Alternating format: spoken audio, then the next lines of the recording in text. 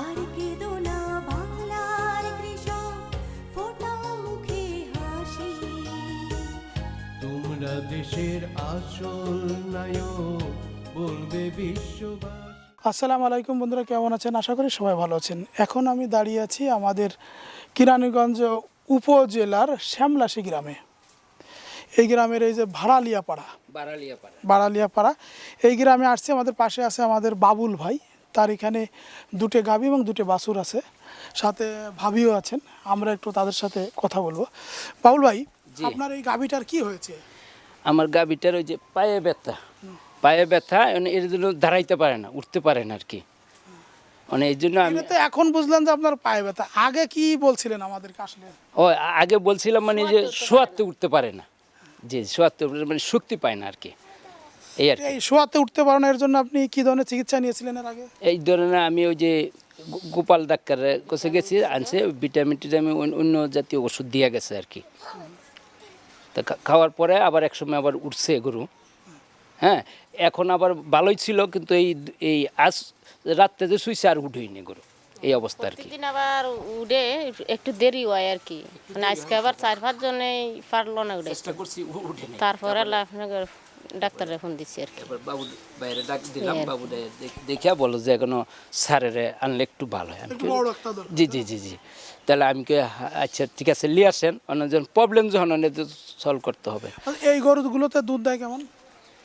এই গরুটা আমি আনছিলাম যখন কিনা, তখন বলছিল 6-7 কেজি হবে, কিন্তু প্রথমবারে আমার কাছে 7-8-9 কেজি পর্যন্ত আমি দোয়াইছি সকালবেলা শুধু অনলি সকালবেলা।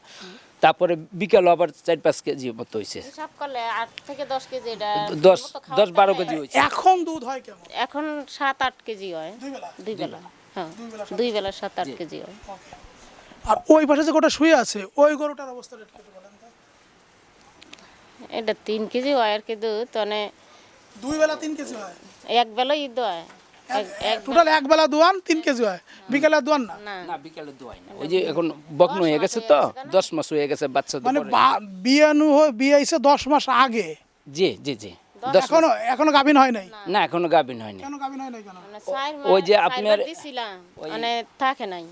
4 বার বীজ দিছেন, থাকে নাই? না, তা এই যে 4 বার বীজ দিছে, থাকে না, এই জন্য কোনো বড় ডাক্তার ডাকেন নাই? না, এই জন্য বড় ডাক্তার দেখাই নাই, কিন্তু ওই যে এই ছোট ডাক্তারের কাছে পরামর্শ লিছি, ওর আবার গাড়ি শুয়েও দিছে, কিন্তু কাম হয়ে রইল না। না না, তখন 4 বার বীজ দেওয়ার পরও আপনার গরুটা এখনো গাভিন হচ্ছে না, তাহলে এই গরুটারে আপনি কি করবেন? এই গরুটা ভালো চিকিৎসা করে আবার এটা ধরাম, এই আবার গাভিন ধরাম। যদি 4 বার দিছেন, 10 মাস হয়ে গেছে, ওই হয়েছে, তার মানে 8 মাস।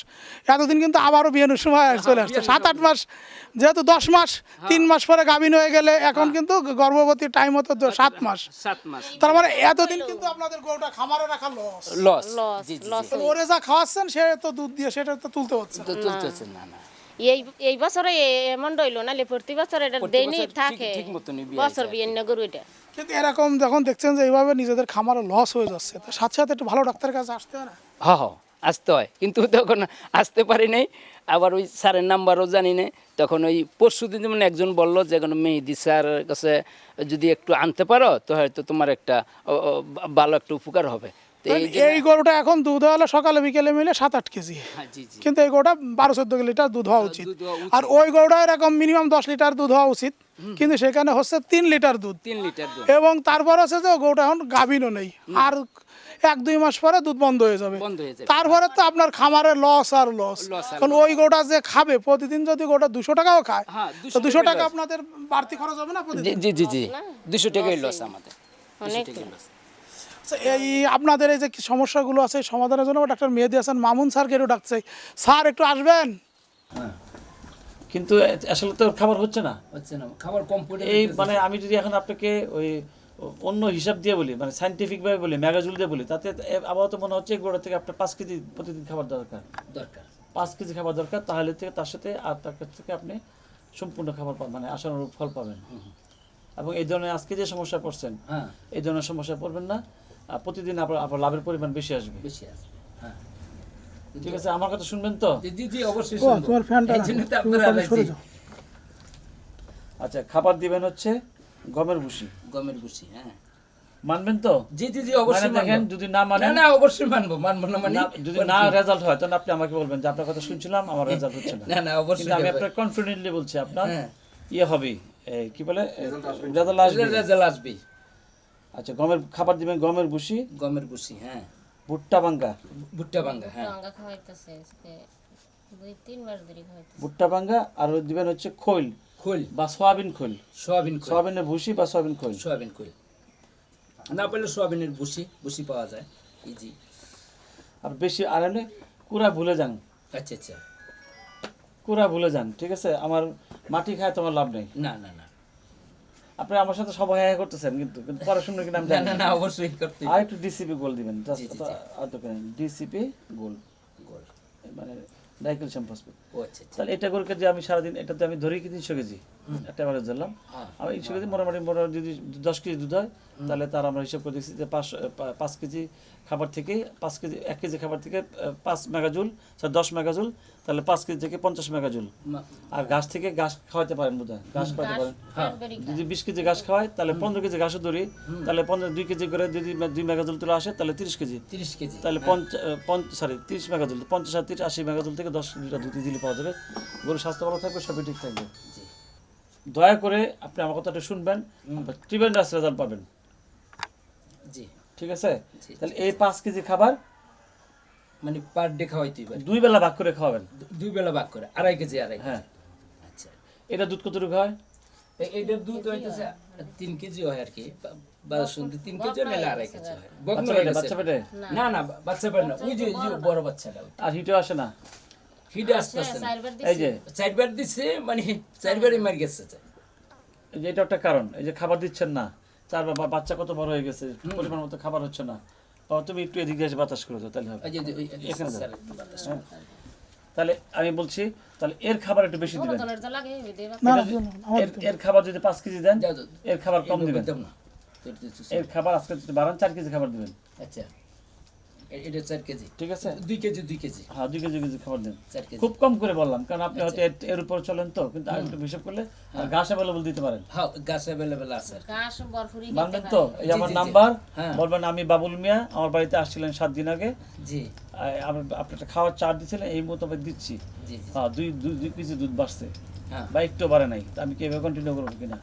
এই যে পিছিয়ে পড়ে আছেন, লসটা বুঝছেন তো? হ্যাঁ লসটা এখানে হইতাছে। লসটা এখানে হচ্ছে না? জি জি জি, এখানে হচ্ছে না, আজকে ডাক্তার ডাকছেন, এখানেও হ্যাঁ লস, হ্যাঁ এখন এবং আসার দুধ পাচ্ছেন না, সেটাও লস। এটা লস, হ্যাঁ আর সেটা খাবার, এই আর একটু খাবার একটু ওষুধ লেগে একটা ওষুধ দিয়েছে সে। হ্যাঁ অনেক টাকা। আর এটা ছিলাম ক্যালপ্লেক্স, ওইটার সাথে মিলে খাওয়াইতে পারছি। যেহেতু আছে গেলে খাওয়াই ফেলেন, হ্যাঁ, জি জি জি, যেগুলো আছে গেলে খাওয়াই ফেলেন, ঠিক আছে? হ্যাঁ। আর ওইটা ইঞ্জেকশন দিচ্ছিল, এটা আরেকটা কিনবেন, এটা আরেকটা আরেকটা কিনে এটা 5টা দিবেন, এই গরুটা দিবেন 6টা, এই গরুটার 6টা দাম, হ্যাঁ এটার তো খাওয়াইলাম না 2 মাস 6টা দিয়ে, আর ওটা 2 মাস হইছে খাওয়াইছি আর কি। তারা নাইছে নি দেখতাম দিয়ে ওটাও দিবেন, কোটা দিছিলেন 2 মাসে? 2 মাস 5টা দিছিলাম আর কি। ওটা তো বাবু 5টা? জি জি জি, খাওয়াবেন, হ্যাঁ, আর ঘাস আর ভুসি। আজকে তো কুড়াটা কম দিবেন একদম, যে কুড়াটা আছে এটা অল্প দিয়া শেষ করে ফেলবেন, ঠিক আছে? অল্প একটু নাম মাত্র 1 পা দিয়ে শেষ করবেন। আজকে তো এই খাবারটা বাড়ায় দেন, ঠিক আছে? ঠিক আছে। ভুট্টা ভাঙে আনবেন আর খৈল আনবেন, দেখবেন দুধ বাড়ছে ইনশাল্লাহ। আজকে আমার 15 দিন পরে ফোন দিবেন, পরিষ্কার করে খাওয়াইলে না আপনি আনেন সরিষা দিতে পারেন, আগে তো সরষে খাওয়াইছিলাম এই গরুটার ভালো আমি ফল খাইছি দেন সারা বছর আপনার সোয়াবিনে ভালো জিনিস, সোয়াবিনে ভালো জিনিস। স্যার আমরা এসে তো প্রথমে গরুটাকে আমরা স্যালাইন দিলাম, তা এই যে খামারি ভাইয়েরা একটু কাছে যেয়ে দাঁড়ান, খামারি ভাইয়েরা আপনাকে আসলে কি বলেছিল, কি বলে আছে গরুটা ডাকছে আপনাদের? আসলে গরুটা উঠতেছিল না, না ওঠার কারণে আমাদেরকে কল করছে। তো যাই হোক আস্তে আস্তে গরুটা উঠে গেছে। তো আমি এসে দেখলাম আসলে গরুটা মানে খুবই দুর্বল। তাকে যে পরিমাণ তার হিস্ট্রি নিলাম, কেন কখন থেকে উঠে না, কী সমস্যা, কতদিন যাবত কী মিষ্টি খাওয়াচ্ছে না, তার ফিড, তার কী ধরনের খাবার দিচ্ছে। তো আসলে দেখলাম যে সে সারাদিনের অরিজিনালি খাবার খাচ্ছে, মাত্র 1.5 কেজি খাবার দিচ্ছে।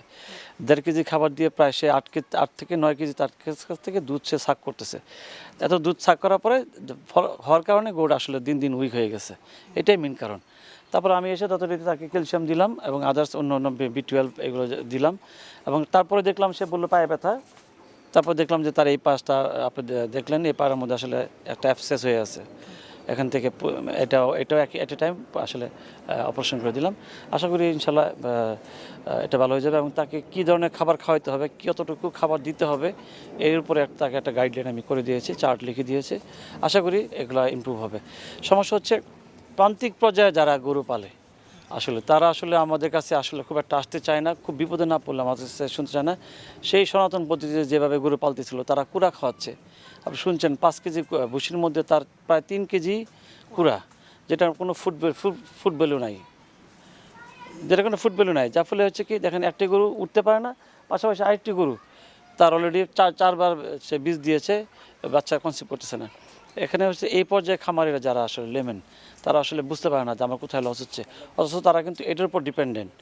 এই 2টা গরু পালে এখান থেকে ডিপেন্ডেন্ট, এর থেকে প্রতি বছর বাচ্চা পায়, ওইটার থেকেও পায়, এখন অনেক দিন থেকে হচ্ছে না এবং অনেক এজ হয়ে গেছে। তাকে যদি ব্যালেন্স ফুড দিত তাহলে আজকে এই সমস্যাগুলো হতো না।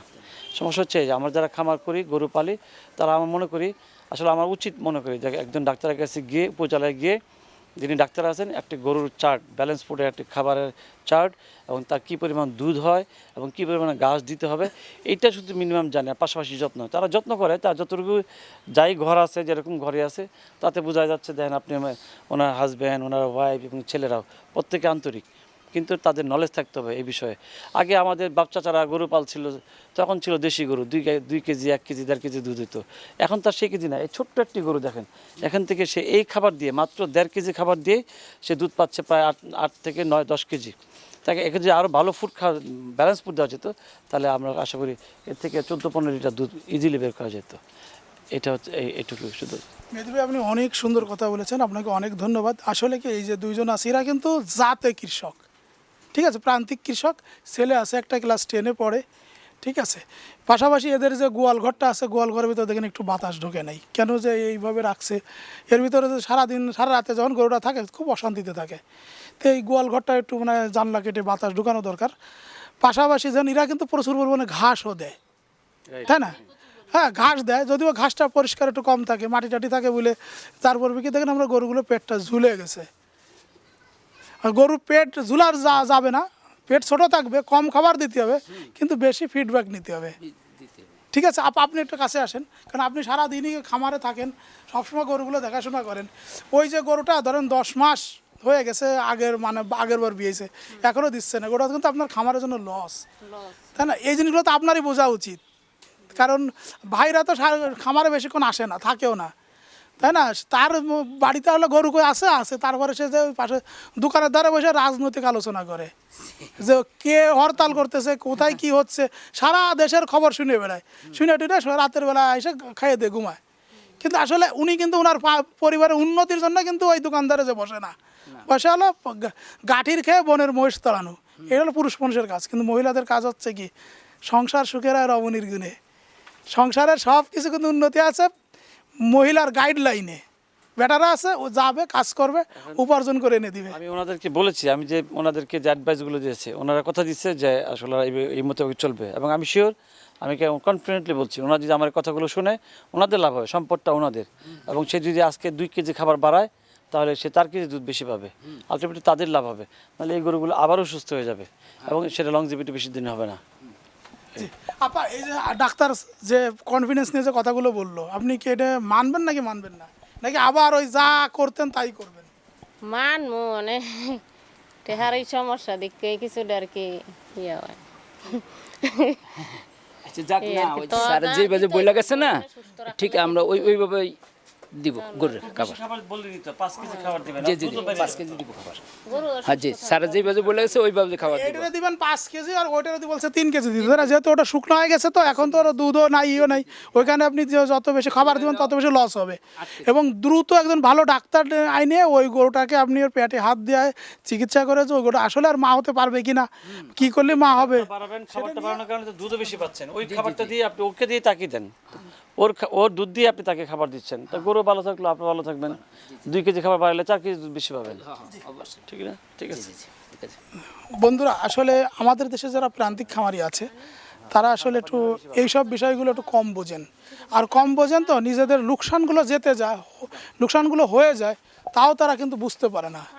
হ্যাঁ বছর শেষে যায় দেখে যে তাদের অনেক লোকসান হয়ে গেছে, কিন্তু প্রতিদিন যে ছোট ছোট ছোট অল্প অল্প অল্প করে লোকসান হচ্ছে, এই জিনিসটা কিন্তু আমাদের দেশের গ্রামে গঞ্জে যারা আছেন, প্রান্তিক খামারি যারা আছেন, তারা বোঝেন না। আর আমি মানে এই বিষয়ে একটা কথা বলবো যে আমাদের প্রতিটা পরিবারে একটা দুটো ছেলে মেয়ে থাকেন যারা একটু লেখাপড়া জানেন, স্কুলে যান। আমি মনে করি যারা স্কুলে যান পাশাপাশি কিন্তু আপনার বাপ মার যদি এরকম গরু থাকে, ক্ষেত খামার থাকে, যেহেতু আপনাদের এখন ক্লাস 6-এর বই থেকে কিন্তু কৃষি শিক্ষা বাধ্যতামূলক করেছে, যেহেতু আপনারা একটু বই পড়েন, লেখাপড়া করেন, আমি চাইবো বাবারা বা মারা তোমরা অন্তত এই তোমার বাবা মাদের যে ক্ষেতটা আছে, যে খামারটা আছে, সেখানে একটু হলেও মাঝে মাঝে সময় দিও। যদি তোমরা সময় দাও তাহলে হবে কি তোমার বাবা মারা একটু সচ্ছলতা আসবে, তোমাদেরও ভালো হবে, তোমাদেরও লেখাপড়া বই পুস্তক থেকে শুরু করে সব কিছু হয়। আজকে বাবুল ভাইয়ের ছেলে ক্লাস 10-এ পড়ে, সে কিন্তু তার কৃষি শিক্ষা পড়ে, কিন্তু সে কিন্তু এইখানে কোনো তার বাপ মাকে কিন্তু কৃষি শিক্ষা কোনো হেল্প করে না। যদি করতো তাহলে কিন্তু আরও উন্নতি হইতো। করলে তো আপনার এইসব বিষয় নিয়ে তারা কথা বলতো। আসো তুমি আসো তো। হ্যাঁ ওই তো মাঝে মাঝে একটু বোঝা টোজা বইয়ে দেয়, তাই না? তোমাদের যে কৃষি শিক্ষা বইটা আছে, সে বইটা কি তুমি পড়ো? মাঝে মাঝে পড়ি। মাঝে মাঝে পড়ো পরীক্ষা পাশ করার জন্য, বাস্তবে তো ওটা কাজে লাগানোর চেষ্টা করো না? না পড়ি, আমার ভালো লাগে পড়ি। ভালো লাগে, কিন্তু পরে কি কাজে লাগানোর চেষ্টা করো? যেখানে এইভাবে লেখা আছে, এইভাবে গাছ লাগাতে হবে, সবজি লাগাতে হবে, সার দিতে হবে, কীটনাশক দিতে হবে, খামার করতে হবে, এসব বিষয়ে কি তোমরা কি কখনো ভাবছো? হ্যাঁ ভাবি, পড়ি। ভাবো এবং পড়ো, সেটা পরীক্ষা পাশ করার জন্য, বাট ওটা বাস্তব জীবনে না। মাঝে মাঝে দেখো যে বইটা পড়ে বাস্তবতার সাথে একটু মিলানোর চেষ্টা করো, তাহলে হবে কি তোমারও উন্নতি হবে, মানে তোমার বাবা মার উন্নতি হবে, পাশাপাশি দেখা গেল তোমাদের আশেপাশের মানুষের কিন্তু উন্নতি হবে। ঠিক আছে বন্ধুরা, সবাইকে ধন্যবাদ। আমাদের কথাগুলো যদি ভালো লাগে থাকে আমার চ্যানেলটাকে সাবস্ক্রাইব করুন এবং সুন্দর সুন্দর কমেন্ট দিন আপনার কী দেখতে চান। তোমরা দেশের আসল নায়ক, বলবে বিশ্ববাসী।